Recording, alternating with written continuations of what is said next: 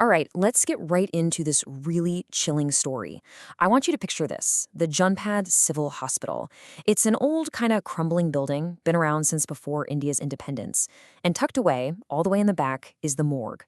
It's this isolated room that, people only go to when they absolutely have to.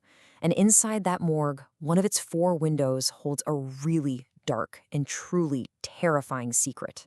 So this is basically the first thing Dr. Prachi, the new forensic specialist, hears when she starts her job. The warning comes from Raghu, who's been the morgue's assistant for 30 years. And believe me, the way he says it is dead serious. This isn't just some friendly advice. It's a hard rule, one that feels like it was born from some kind of awful tragedy.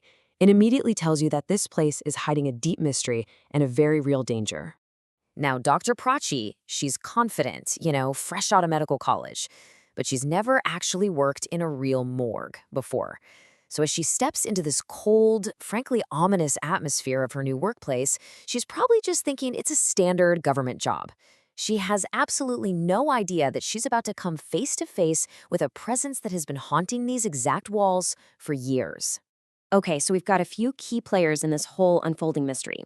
First, there's Dr. Prachi, our skeptical hero.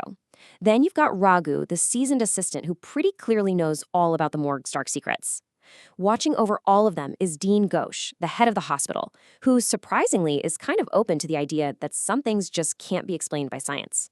And finally, there's Nurse Kavita, a senior nurse who's seen some strange stuff but has always been too scared to really talk about it. So, what is the big deal with this fourth window, right? Well, it turns out Raghu's warning wasn't just some old superstition.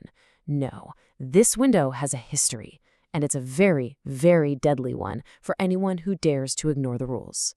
And right here, we see a clear, an absolutely terrifying pattern.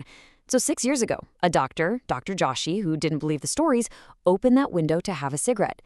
2 weeks later, he was found dead, right beneath it, his face just locked in this mask of pure horror.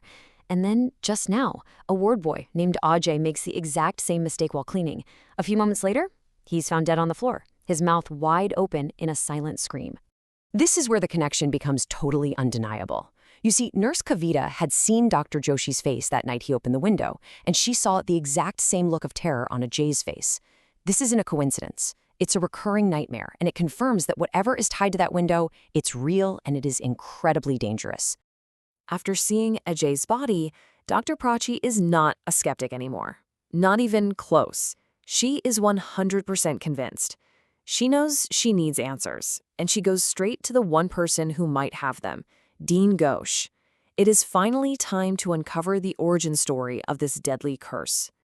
The dean takes this long, deep breath and starts to tell a story that goes back much, much further than Dr. Joshi's death.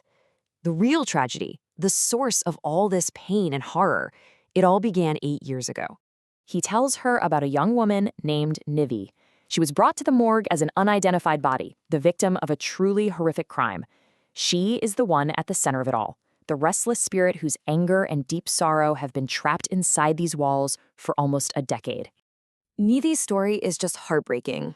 She was the victim of a brutal assault and murder, and her body was so badly disfigured that even her own family couldn't identify her.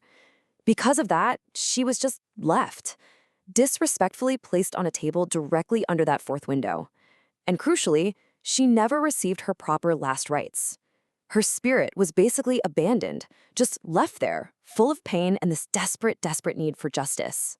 So once she understands the root of the problem, Dr. Prachi has this realization that science just isn't going to solve this. She needs a totally different kind of expert. She manages to convince the dean to let her bring in a tantric, a spiritual expert named Baba Maheshwar Nath to confront this spirit head-on. So, on the night of the new moon, Baba begins the ritual.